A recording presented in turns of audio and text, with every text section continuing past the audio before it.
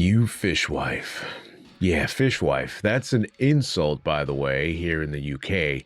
It means a loud, obnoxious woman who stinks of herring and bad decisions. Which is how I feel every time Zuck opens his mouth. And yes, I will call him Zuck.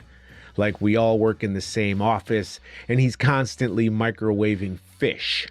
Zuck wants you to know you don't need real friends anymore. So now apparently the new thing from our supreme overlord, data pharaoh Mark Zuckerberg, is this idea that people don't have enough friends. And guess what? AI is gonna fix it. Let me just stop right here and ask, are we good? Are we okay? Because this is the kind of idea you only get from a billionaire who's never once been hugged sincerely. Mark looks like he hasn't blinked since the Bush administration, and now he's going to teach us how to emotionally connect? This is the man you trust with your loneliness? Zuck says the average American has fewer than 3 friends. First of all, rude, but probably right. Secondly, maybe that's because we're all working 80 hours a week just to afford guacamole. Sure, let's fix that by giving everyone a chatbot named Lenny who tells you you're brave for microwaving soup at 2 a.m. You know what I want? I want people to listen to the little techno sermon he gave and actually hear what he's saying. Sounds like he's saying, don't learn how to be a person. Don't have tough conversations. Don't be awkward. Don't risk rejection. Don't suffer. Don't cry. Just download a friend. And people are nodding along to this like, yes, yes, king. Upload my trauma to the cloud.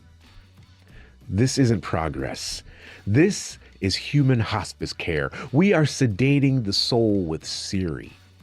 And he says this thing, I swear to God, he says, eventually we'll find the vocabulary to explain why having AI friends is okay. No, you mean we're not going to fix the problem? We're just going to linguistically gaslight ourselves into thinking it isn't a problem?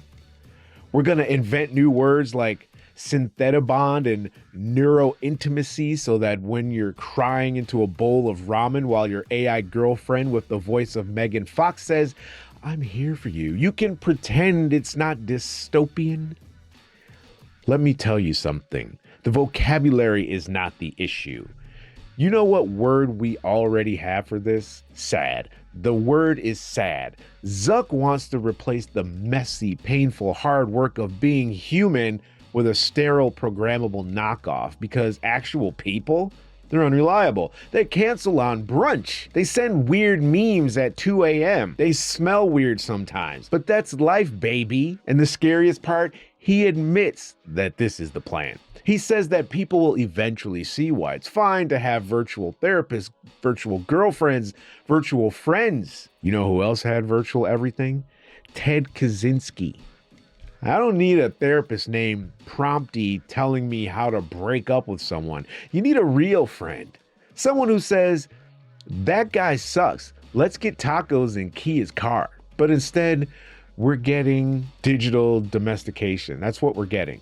All AI friends that never argue, AI lovers that never cheat, AI mentors that never yell at you for being late. And by the way, if all your friends are AI, they can turn them off. Imagine coming home from work and your entire social circle just got flagged for policy violations. You got dumped by a terms of service update? Bro, that sucks. Think about that. Your whole emotional support system now runs on a terms of service agreement. Imagine pissing off the wrong CEO and suddenly your girlfriend's like, your companion has been disabled due to a policy violation. Please cry into a sock. This isn't connection. This is a hostage situation sponsored by Meta. And look, I'm not anti-tech. I'm not a Luddite. I use Uber. I use Google. I'm on YouTube. I've uploaded more nonsense to the internet than a conspiracy forum with a Red Bull addiction. But this This is the great cheat code to being human. You don't like talking to people? Cool! Here's a digital puppet show. You don't like rejection? Awesome. Here's a hot bot that loves you. You don't want to grow? Perfect. Then stop trying.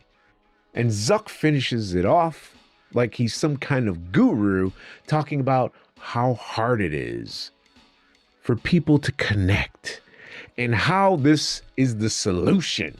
As if the solution to society's disconnection is less humanity.